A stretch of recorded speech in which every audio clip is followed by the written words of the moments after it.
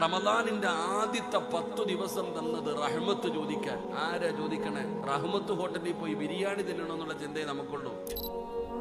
എങ്ങനെയാണ് റമദാൻ നമുക്ക് തണലാകുന്നത്? എല്ലാം അല്ലാഹു നമുക്ക് വേണ്ടി ഒരുക്കി വെച്ചിരിക്കുകയാ. വിശുദ്ധമായ റമദാനിന്റെ ഓരോ ദിവസവും ലക്ഷക്കണക്കിന് പേരാ നരകത്തിൽ നിന്ന് കരകയറുന്നത്. എന്റെ പ്രിയപ്പെട്ട സഹോദരങ്ങളെ, നമ്മൾ ചിന്തിക്ക്, ലക്ഷക്കണക്കിന് പേര് നരകത്തിൽ നിന്ന് രക്ഷപ്പെടുന്നു ഓരോ ദിവസവും, എണ്ണമില്ല. എന്റെ പ്രിയപ്പെട്ടവർ, ഇത്രയും നല്ല ഒരു സൗഭാഗ്യം കൊണ്ട് നിറയ്ക്കപ്പെട്ട ഒരു റമദാൻ എന്റെയും നിങ്ങളുടെയും മുമ്പിൽ വന്നിട്ട് എന്തു മാറ്റമാണ് നമ്മൾ വന്നത്? റഹ്മത്തിന്റെ 10 വിട പറയാൻ പോകുകയാ. അല്ലാഹു സുബ്ഹാനഹു വ തആല റമദാനിന്റെ ആദ്യത്തെ 10 ദിവസം തന്നത് റഹ്മത്ത് ചോദിക്കാൻ. ആരാ ചോദിക്കണേ? റഹ്മത്ത് ഹോട്ടലിൽ പോയി ബിരിയാണി തിന്നണമെന്നുള്ള ചിന്തയെ നമുക്കുള്ളൂ. നമ്മൾ റഹ്മത്ത് ആരാ അള്ളാഹിനോട് ചോദിക്കുന്നത്? എന്റെ പ്രിയപ്പെട്ടവർ, അല്ലാഹുമ്മ റഹ്മനി യാ അർഹമർ റഹീമീൻ. ആരാ ദുആ ചെയ്യുന്നത്?